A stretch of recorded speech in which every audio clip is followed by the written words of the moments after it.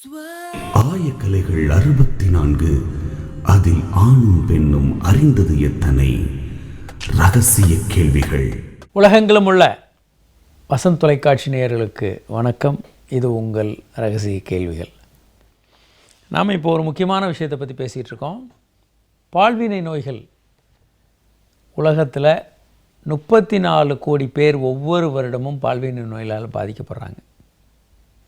இதை பற்றிய ஒரு விழிப்புணர்வை இளைஞர்களுக்கு ஏற்படுத்தணும். ஏன் அப்படின்னா, இளைஞர்கள் தான் அதிகமான பால்வினை நோய்க்குள்ளே வராங்க. ஈவன்தோ எல்லா வயதினருக்கும் பால்வினை நோய் வரலான்னாலும், செக்ஸ் யார் அதிகமாக பண்ணுறாங்களோ அவங்களுக்கு தான் பால்வினை நோய் அதிகமாக வரும். இளைஞர்கள் ரொம்ப செக்ஸ் பண்ணுறாங்க, பால்வினை நோய் வரக்கு வாய்ப்பு அதிகம். அடுத்து, இந்த பால்வினை நோய்களை பற்றி விழிப்புணர்வு ஏற்பட்டாலே, இது பண்ணால் ஹெச்ஐவி வந்துடும்னு தெரிஞ்சால் அதில் கொஞ்சம் உஷாராக இருப்பாங்க. ஸோ அந்த விழிப்புணர்வுக்கு இந்த ப்ரோக்ராம் ரொம்ப யூஸ்ஃபுல்லாக இருக்கும். ஸோ நம்ம நிறைய விஷயங்களை சொல்லிக்கிட்டு இருக்கோம். பெண்களுக்கு கேன்சர் சர்விக்ஸ்னு கர்ப்பவாய் புற்றுநோய் வர்றதுக்கு பால்வினை நோய்கள் ஒரு முக்கியமான காரணமாக இருக்கும். Genital human papilloma virus HPV அப்படின்ற வைரஸ் அட்டாக் ஆகும்போது கர்ப்பப்பை வாயில் புற்றுநோய் வர்றதுக்கான வாய்ப்பு அதிகம்னு கண்டுபிடிச்சிருக்காங்க. அதே மாதிரி பெரும்பாலான அல்லது மொத்தமான பால்வினை நோய்கள் எல்லாம் தவிர்க்கக்கூடியவை. ஆனாலும் கூட பெரும்பாலான நோய்கள் வந்துக்கிட்டு தான் இருக்குது. இதெல்லாம் தவிர்க்கக்கூடிய நோய். இதுவும் நம்ம நாட்டை விடுங்க, பல பேருக்கு அறியாமையோடு இருக்கிறாங்கன்னு வச்சுக்கிட்டா கூட, அறிவு சிறந்தவர்கள்னு நாமெல்லாம் நம்பிக்கைக்கிட்டு இருக்கக்கூடிய பிரிட்டிஷ் மக்கள், ஆங்கிலேயர்கள், அமெரிக்கர்கள் ரெக்லெஸ்ஸாக 25லேருந்து 50% பேர் செக்ஸ் பண்ணும்போது காண்டமே போடுறதில்ல.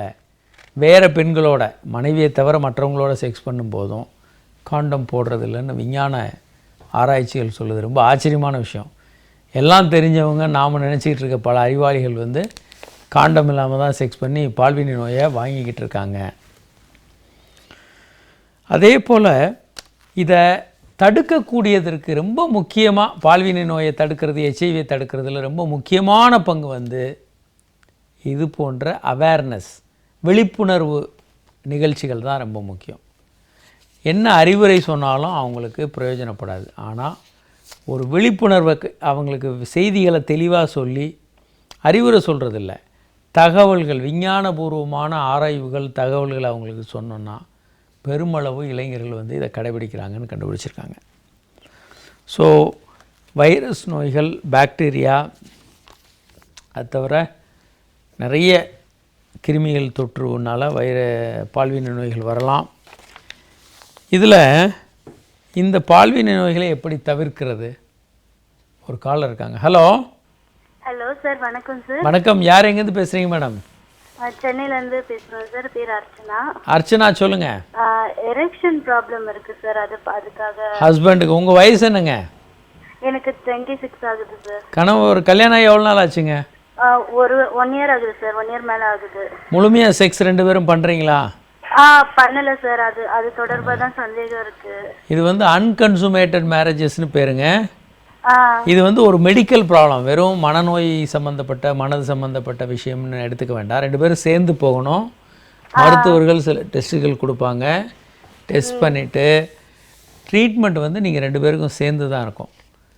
டாக்டர்கள் கொடுக்கக்கூடிய சில பயிற்சிகளை நீங்கள் போய் உங்கள் பெட்ரூமில் பண்ண போகிறீங்க. இதையே நிறைய பேர் தயங்குவாங்க. எதுக்கு எனக்கு எதுக்கு ட்ரீட்மெண்ட்டு, உனக்கு எதுக்கு ட்ரீட்மெண்ட்டு? ஆண்கள் பல நேரம் மனைவியை கூட்டு வர பயப்படுவாங்க. இதெல்லாம் தேவையில்லை. மற்ற நோய்கள், மற்ற பிரச்சனைகள் மாதிரி தான் செக்ஸ் பிரச்சனையும். செக்ஸ் பிரச்சனையில் மட்டும் நமக்கு ஏன் அவமானம் வந்துடுது? ஒரு அவமானம் இல்லை.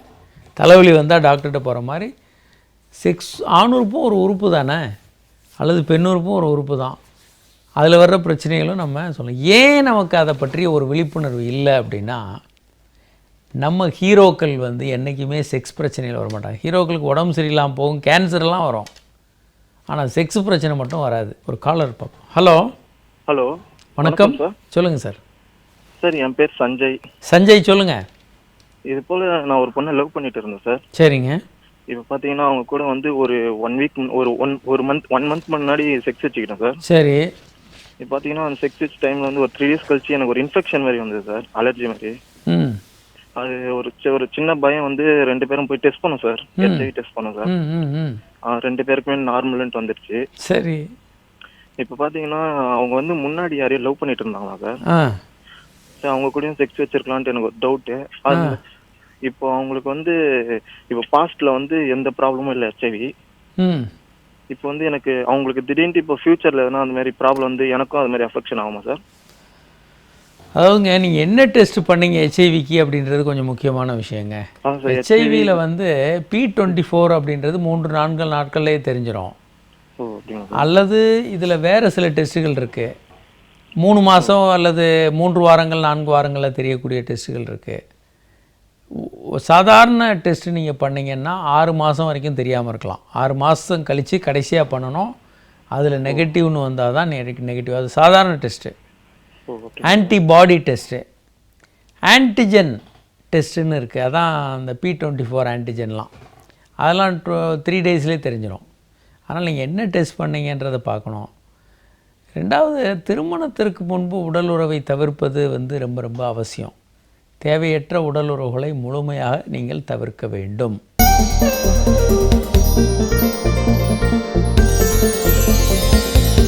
ரகசிய கேள்விகள் இடைவேளைக்கு பின் தொடரும்.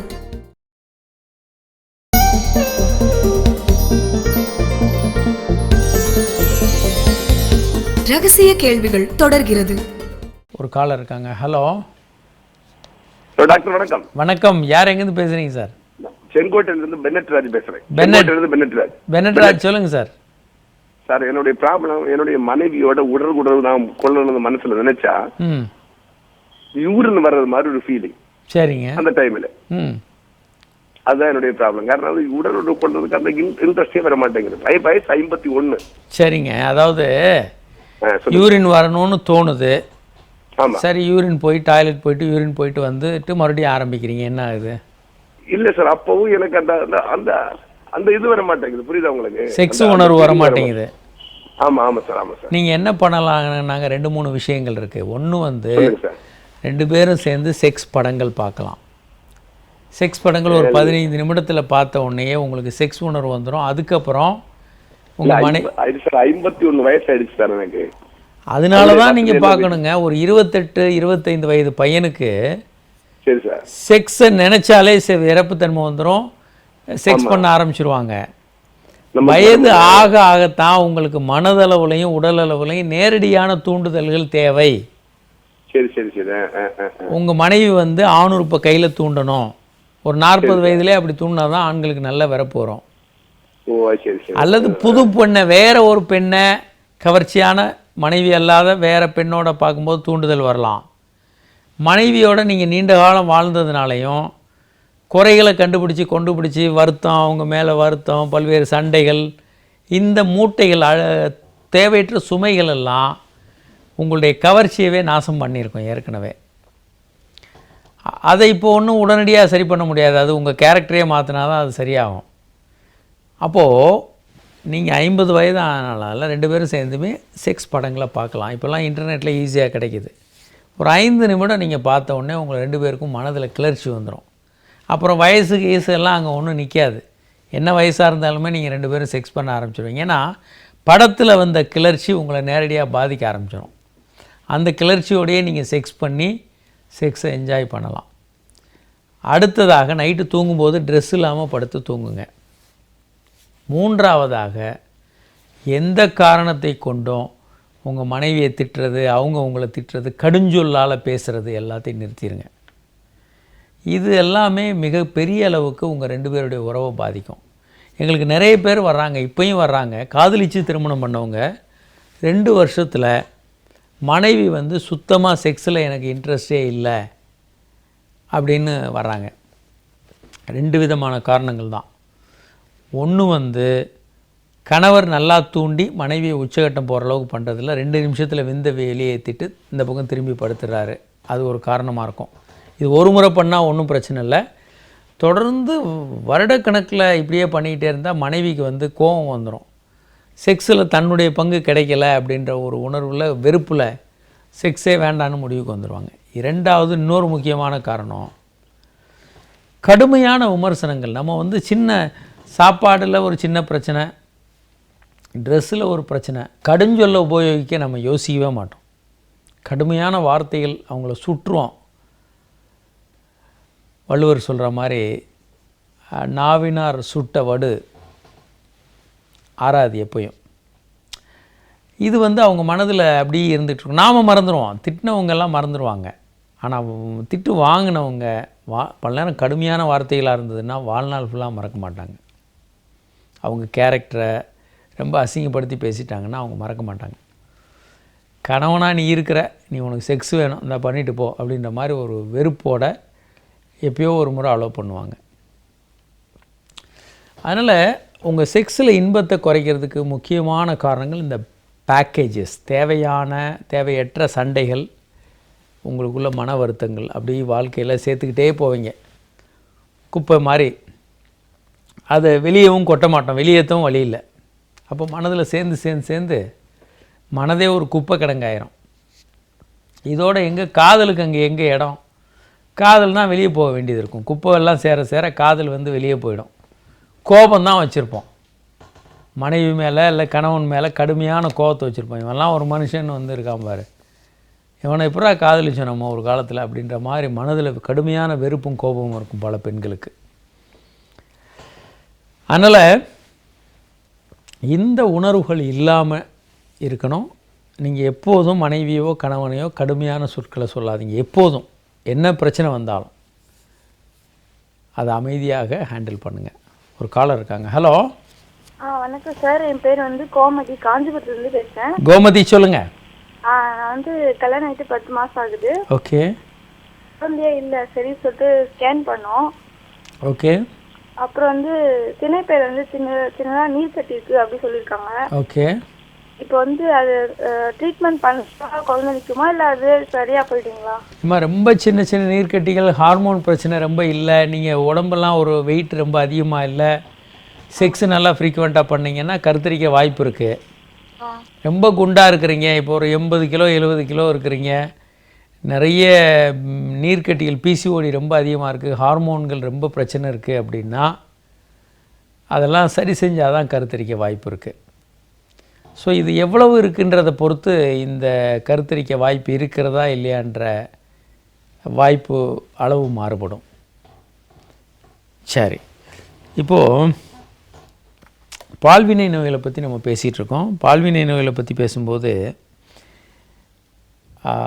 செக் பண்ணுறது, டாக்டர்கள் அதை செக் பண்ண வேண்டியது ரொம்ப ரொம்ப அவசியம். அப்போ தான் ஒரு டயக்னோசிஸ் பண்ண முடியும். ஆணுறுப்புல ஏற்படக்கூடிய சின்ன சின்ன மாற்றங்கள்லாம் பால்வினை நோய் அல்ல. பால்வினை நோய்களை பற்றி நமக்கு பல பேருக்கு என்ன பல்வேறு விஷயங்களை தெரியாமல் இருக்கிறது ஒரு பரவுறதுக்கு ஒரு காரணம். அதை ட்ரீட் பண்ணிக்கணும். முதல்ல எப்படி இருக்குது கண்டுபிடிக்கணும், அதை சரி செய்து கொள்ள வேண்டிய அவசியம். எப்படியெல்லாம் இது பரவாது, கை குலுக்கிறதுனால பொதுவாக பரவாது. அதே மாதிரி உடம்பில் இருக்கக்கூடிய திரவங்கள் பரிமாறும்போது, இப்போ பெண்ணுறுப்பில் இருக்க திரவம், விந்து, இப்படி பரிமாறும்போது பால்வினை நோய்கள் பரவலாம். அதே மாதிரி வயிற்றில் இருக்க குழந்தைக்கு தாய் மூலம் ரத்தம் மூலம் பால்வினை நோய்கள் பரவலாம். ஒரு காலர் பார்ப்போம். ஹலோ. ஹலோ, வணக்கம் டாக்டர். வணக்கம். எங்கேருந்து பேசுகிறீங்க மேடம்? யார் பேசுகிறீங்க? நான் திருச்சியிலேருந்து பேசுகிறேன். என்னோட பேர் ஜெனி. டாக்டர், உங்கள் ப்ரோக்ராம்லாம் சூப்பராக போயிட்டு இருக்கு டாக்டர், ரொம்ப நல்லா இருக்கு. நன்றி. சொல்லுங்க ஜெனி. எனக்கு 2 கேள்வி கேட்கணும் டாக்டர் உங்ககிட்ட. சொல்லுங்க மேடம். அதாவது ஹஸ்பண்ட் ஒய்ஃப் லைஃப் லாங் எப்படி லவ்வோட இருக்கலாம்? சரிங்க. இது 2வது கேள்வி வந்து, எனக்கு ஏற்கனவே ஒரு பேபி இருக்கு டாக்டர், 6 இயர்ஸ்ல. சரிங்க. செகண்ட் பேபிக்கு ட்ரை பண்ணிட்டு இருக்கோம். ட்ரீட்மெண்ட் போயிட்டு இருந்தேன். ஹார்மோன் அதிகமா இருக்குன்னு சொன்னாங்க. 1 இயர் போனேன், எந்த ரிசல்ட்டும் இல்லாதனால எனக்கு கஷ்டமா இருந்தது, அப்படியே ட்ராப் பண்ணிட்டேன். சரிங்க. இது 2 கொஸ்டின் நீங்க நல்லா அதாவதுங்க, ஒரு கணவனும் மனைவியும் காதலோடு இருக்க முடியுமான்னா கண்டிப்பாக இருக்கலாம். ஆனால் நாம் என்ன கற்றுக்கொண்டோமோ அந்த தளத்தில் அப்படி இருக்க முடியாதுங்க. நாம் சிறு வயதிலிருந்தே மற்றவர்களை குற்றம் கண்டுபிடிச்சி, மற்றவங்களை கோபத்தை வெளிப்படுத்தி, நமக்கு என்ன உணர்வுகள் இருந்தாலும் நம்ம வெளிப்படுத்தக்கூடிய உணர்வு வந்து முக்கியமாக கோபமாக இருக்கும். பாராட்டுதல் ரொம்ப கம்மியாக இருக்கும். அன்பு காட்ட தெரியாது நமக்கு. அன்பு வச்சுருப்போம் மனசுக்குள்ளே, ஆனால் யாருக்கும் காட்ட தெரியாது. யாரையுமே நம்ம பாராட்ட மாட்டோம், குறை சொல்லிக்கிட்டே இருப்போம். அது நமக்கு நம்ம ஆன்றோர்கள்ட்டிருந்து நம்ம கற்றுக்கொண்டது. மூன்றாவதாக பிறருக்கு சேவை செய்கிறது அப்படின்னாலே நமக்கு என்னன்னு தெரியாது. உதவி செஞ்சுக்கிட்டு மற்றவர்களுக்கு செய்கிறது அப்படின்றது நமக்கு தெரியாது. அடுத்து ஒரு நேர்மையாக நடந்து கொள்வது அப்படின்றத நம்ம ஒரு வழக்கமாக வச்சுக்கணும். தேவையில்லாத எங்கேயுமே எப்போதும் பொய் சொல்கிறதில்ல, எந்த தவறுகளும் பண்ணுறதில்ல அப்படின்னு.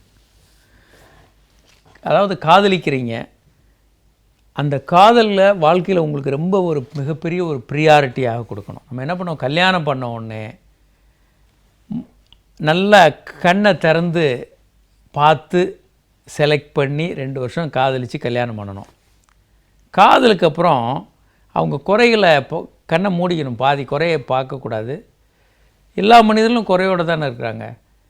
நம்ம இப்போ ஒரு சாப்பாட்டில் கொஞ்சம் குறை இருக்குது, உடனே கடுமையான வார்த்தைகளை வசை சொற்களை வச்சு பேசுவோம்.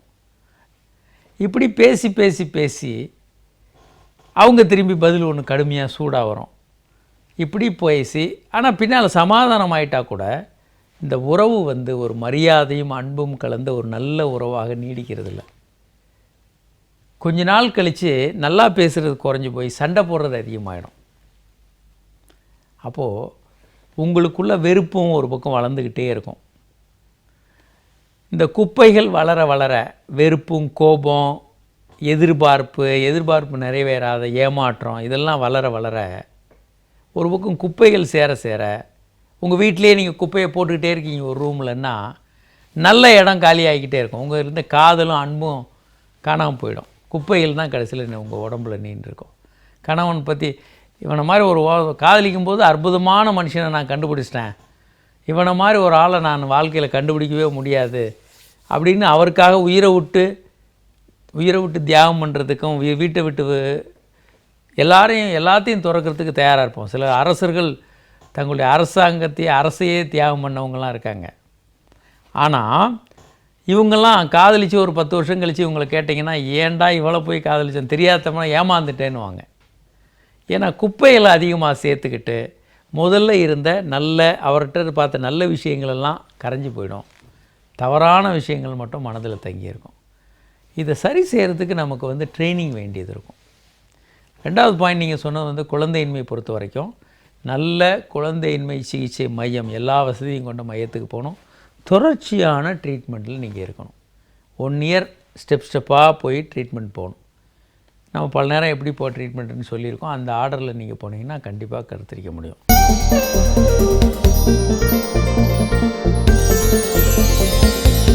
ரகசிய கேள்விகள் இடைவேளைக்கு பின் தொடரும்.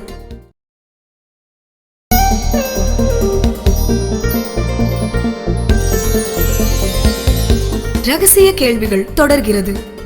ஒரு காலர் இருக்காங்க. Hello sir, Kamaraj sir. Sir வணக்கம், நான் தாங்க, சொல்லுங்கள் சார். Thanks sir. சார் நாங்கள் பாண்டியிலேருந்து பேசுகிறோம் சார். பாண்டி சொல்லுங்கள் சார். இன்னும் 1 மந்த்தில் எனக்கு மேரேஜ் ஆகும் சார். கங்க்ராச்சுலேஷன். சொல்லுங்கள். பாண்டி இந்த டயத்தில் நான் கைப்பட வச்சுக்கலாமா சார்? எல்லா நாள்லையும் வச்சுக்கலாம் சார். எப்படி சார், வீக்லி ஒரு தடவை வச்சுக்கலாமா இல்லை எப்படி சார் தினம் வச்சுக்கலாமா சார்? உங்களுக்கு எப்படி தோணுதோ, உங்களுக்கு எது சந்தோஷமாக இருக்கோ, உங்களுக்கு எது பிடிச்சிருக்கோ அதை பண்ணுங்கள். சார் ஒரு நாளைக்கு ஒரு அந்த மாதிரி வச்சுக்கலாமா சார்? எப்படி வேணாலும் வச்சுக்கலாங்க, உங்களுக்கு எது பிடிக்குது. அதாவதுங்க, நீங்கள் 2 இட்லி சாப்பிடலாமா 4 இட்லி சாப்பிடலாமான்னு கேட்டால் நான் பதில் சொல்ல முடியாது. Okay sir. அதனால உடம்புக்கு எதுவும் பாதிப்பு வருது அப்படின்றாங்க, உடம்பு குறைன்ற அந்த மாதிரி எதுவும் இல்லை. அப்படி யாராவது சொன்னாங்கன்னா அவங்க விஷயம் தெரியாதவர்கள், உங்களை ஏமாத்துறாங்கன்னு அர்த்தம். சுய இன்பத்தினால எந்தவித தீமையும் இல்லைன்னு பல ஆய்வுகளில் திரும்ப திரும்ப நிரூபிச்சிருக்கு. அது பல நன்மைகளை கொடுக்குது உங்களுக்கு. தொடர்ந்து நல்லா ரெகுலராக சுய இன்பம் பண்ணுறவங்க மனநோய்கள் வராது. ஏன்னா சந்தோஷமாக இருப்பாங்க. அவங்களே சந்தோஷப்படுத்திக்குவாங்க. நான் பலமுறை அந்த நிகழ்ச்சியில் சொல்லியிருக்கேன். நீங்கள் டென்ஷனாக இருக்கீங்க, கோபமாக இருக்கீங்க, பயந்து போயிருக்கிறீங்க, உங்கள் மேனேஜர் திட்டார், வருத்தமாக இருக்கீங்க, இப்படி என்ன குறைபாடு இருந்தாலும் 2 நிமிஷம் போய் ஒரு டாய்லெட்டில் போய் சுய இன்பம் பண்ணிட்டு வந்தீங்கன்னா உங்களுக்கு அந்த எண்ணங்கள்லாம் மறைஞ்சு போய் சந்தோஷமாகிடுவீங்க. மனைவியோட செக்ஸ் பண்ணிங்கன்னா சந்தோஷமாகிடுவீங்க. உலகத்தில் இன்பம் கொடுக்கக்கூடிய எல்லா பிரச்சனைகளையும் எல்லா விஷயங்களையும் ஒரு ஸ்கேல் போட்டிங்கன்னா ஹையஸ்ட்டு 4.2 5 தான் ஹையஸ்ட்டுன்னு வச்சா 4.2 வந்து செக்ஸுக்கு தான், இல்லை சுய இன்பத்துக்கு தான். நல்ல சாப்பாடு, அது இது, புதுசு காரு, ட்ரெஸ்ஸு எல்லாம் பின்னால் தான். புது காரு, புது ட்ரெஸ் எல்லாம் பின்னால். செக்ஸுக்கு தான் டாப் மோஸ்ட்டு. உங்கள் மனதையும் உங்கள் உடலையும் அப்படியே மேலே பறக்க வைக்கக்கூடிய ஒரு ஒரு ஒரு உணர்வு வந்து, ஒரு நிலை வந்து செக்ஸுக்கு தான் உண்டு. ஒரு காலர் இருக்காங்க. ஹலோ. Hello sir. வணக்கம். யார் எங்கேருந்து பேசுகிறீங்க சார்? சார் நான் கடலூர் மாவட்டத்துலேருந்து பேசுகிறேன். சொல்லுங்கள் சார். சார் எனக்கு ஒரு சந்தேகம் சார். நான் ஒரு 7 வருஷமாக கைப்பழக்கம் வச்சுருக்கேன். சரிங்க சார். தப்பாக இருக்கிற மாரி எனக்கு தோணுது. சரிங்க. அதாவது ஏஜ் கம்மியாக இருக்கிற மாதிரி இருக்கு. சரி. அதுக்கு என்ன கொஞ்சம் தீர்வு சொல்லுங்க சார். சுய இன்பம் வந்து நார்மலான விஷயங்க. இதில் தப்பு ரேட்டே கிடையாது. போன ஜெனரேஷன் ஒரு 100 வருடங்களுக்கு முன்னால் பிறந்தவங்களாம் 13 வயதில் கல்யாணம், 12-13 வயதிலே திருமணம் பண்ணிடுவாங்க. அப்போ இருந்தே செக்ஸ் பண்ணிக்கிட்டு இருந்தாங்க. அவங்க யாருமே தப்புன்னு நினைக்கலையே. நம்ம பல நேரம் இந்த உதாரணங்கள்னு பார்த்தா நிறைய பேர் இருக்காங்க. காந்தி எடுத்துக்குவோம். 13-14 வயதிலேயே முதல் குழந்தைக்கு அப்பா ஆகிட்டார். நீங்கள் இந்த வயசில், இப்போ நம்ம இருக்க ஆண்களுக்கு வந்து 28 வயசில் தான் கல்யாணம் ஆகுது. 13 வயதுலேருந்து 28 வயசு வரைக்கும் சுய இன்பமும் பண்ணாமல் எதுவுமே பண்ணாமல் இருக்கணும் அப்படின்னு எதிர்பார்க்கறது அபத்தம். நீங்கள் சுய இன்பமே பண்ணக்கூடாதுன்னா அவங்க என்னத்தை பண்ணுவாங்கன்னா, அடுத்து போய் ப்ராஸ்டியூட்டை போய் செக்ஸ் பண்ணிக்கிட்டு இருப்பாங்க. தேவையற்ற கர்ப்பம், பால்வினை நோய்களுக்கு உள்ளாயிடுவாங்க. அதனால் சுய இன்பம் என்பது எளிமையான ஒரு விஷயம். சுய இன்பத்திற்கும் செக்ஸுக்கு என்ன வித்தியாசம்? ஒரு வித்தியாசம் இல்லை. நீங்கள் ஒரு பெண்ணோட செக்ஸ் பண்ணுறீங்க, சுய இன்பம் பண்ணும்போது உங்கள் கைகளை வந்து பெண்ணுறுப்பு மாதிரி மடக்கி வச்சுக்கிட்டு நீங்கள் செக்ஸ் பண்ணுறீங்க, விந்து வெளியேற்றுறீங்க. ரெண்டுக்கும் என்ன வித்தியாசம் இருக்குது? சுய இன்பம் பண்ணால் உடம்பு வீக் ஆகிரும், அதாகிடும், இதாகிடும். செக்ஸ் பண்ணால் ஒன்றும் ஆகாதுன்னா இது எந்த விஞ்ஞானத்தில் வருது? இது போன்ற மூடத்தனமான விஷயங்களை பரப்புறதில் சில பேருக்கு லாபம் இருக்கிறது. அவங்க அந்த லாபம் கருதி இதை பரப்பிக்கிட்டே இருக்கிறாங்க. பல்வேறு மீடியாக்கள் வழியாகவும் அவங்க பரப்பிக்கிட்டே இருக்காங்க. அதற்கு லட்சக்கணக்கான இளைஞர்கள் பலியாகிட்டு இருக்காங்க. அதனால் இதெல்லாம் தவறான விஷயங்கள், இதை நம்ப வேண்டாம். ஒரு காலர் இருக்காங்க. ஹலோ. ஹலோ வணக்கம். யார் எங்கேருந்து பேசுகிறீங்க சார்? சார் வேலூர்லேருந்து குமார் பேசுகிறேன். குமார் சொல்லுங்கள் சார். எனக்கு பார்த்தீங்கன்னா 19 வயசு ஆகுது. ஓகே. சுத்தமாக மீசோ தாடியெல்லாம் வரவே இல்லை. சரி. உங்கள் அப்பா அம்மாவுக்கு இருக்கா? உங்கள் அப்பாவுக்கு இருக்கா? அப்பாவுக்கு இருக்கு, அண்ணாக்கெல்லாம் நல்லா இருக்கு சார். ரைட்டுங்க, சொல்லுங்கள். ஆனால் நிறைய பேர் இது ஹார்மோன்ஸ் ப்ராப்ளம்னு சொல்கிறாங்க. இந்த விரைப்பைகள்லாம் கொஞ்சம் நல்லா நார்மலாக இருக்கிற மாதிரி இருக்கா? மற்றவங்களோட கம்பேர் பண்ணும்போது உங்களுக்கு நல்லா இருக்கா? நார்மலாக தான் சார் இருக்கு. சரிங்க, சொல்லுங்கள். இப்போ நான் ஜிம்முக்கு போயிட்டுருக்கேன். ம். இதனால நிறைய பேர் சொல்கிறாங்க இன்னும் ரொம்ப பிரச்சனை ஆகும் அப்படின்றாங்க. ஜிம்முக்கு போகிறது உடம்புக்கு நல்லதுங்க. ஒரு படத்தில் வந்து விவேக் என்ற நடிகர் வந்து ஒரு ஜோக் அடிக்கிற மாதிரி இருக்காங்க. அது திரும்ப திரும்ப திரும்ப டெய்லி எல்லா டிவிலையும் போட்டுட்ருக்காங்க. இது இளைஞர்கள்ட்ட ஒரு தவறான கண்ணோட்டத்தை கொண்டு வருது. முதல்ல வந்து ஜிம்முக்கு போகிறது நல்லது, ஜிம்முக்கு போகணும் எல்லா இளைஞர்களும். ஒருத்தர் ப்ரொஃபஷனல் கேம் ஸ்போர்ட்ஸ்மேன்லாம் இருக்காங்க. 4 மணி நேரம் 5 மணி நேரம் விளையாடுறவங்களுக்கு சில நேரங்களில் ஹார்மோன் ப்ராப்ளம் வரும். அவங்க விளையாடுறதான் தொழிலாக இருக்கிறவங்களுக்கு பிரச்சனைகள் வரலாம். மற்றபடி சாதாரணமாக இருக்கவங்களுக்கு போதுமான அளவுக்கு எக்ஸசைஸ் வேணும். நம்ம உடம்பு வந்து 8 மணி நேரம் முதல் 15 மணி நேரம் வந்து உழைக்கக்கூடிய சக்தி உள்ள ஒரு உடம்பு. போன நூற்றாண்டு வரைக்கும் அப்படி தான் நம்ம மனிதர்கள் வாழ்ந்துக்கிட்டு இருந்தாங்க. ஒரு நாளைக்கு 10 மணி நேரம் 16 மணி நேரம் வேலை செஞ்சுருந்தாங்க. திடீர்னு இப்போது டேபிளில் உட்காந்துட்டு கம்ப்யூட்டரை தட்டுறது தான் நம்ம வேலையாக மாற்றிட்டோம். ஆனால் இன்னொரு பக்கம் என்ன மாறி இருக்குன்னா, தேவையில்லாமல் நொறுக்கு தீனியையும் கோக் பெப்சியையும் சாப்பிட்டுக்கிட்டு, ஃபிங்கர் சிப்ஸையும் வாங்கி சாப்பிட்டுக்கிட்டு, ஏகப்பட்ட தேவைக்கு அதிகமாக நாக்கு ருசிக்காக ஏகப்பட்டதை சாப்பிட்டுக்கிட்டு இருக்கோம். எந்த டிவி சேனலில் திருப்பினாலும் மதியானம்லாம் சாப்பாடு சமையல் தான். ருசிக்காக நிறைய தேவையை விட அதிகமாக சாப்பிட ஆரம்பிச்சிட்டோம். வேலையே இல்லாமல் கம்ப்யூட்டர் முன்னால் உட்காந்து வேலை செய்ய ஆரம்பிச்சிட்டோம். உடல் உழைப்பு இல்லாமல்.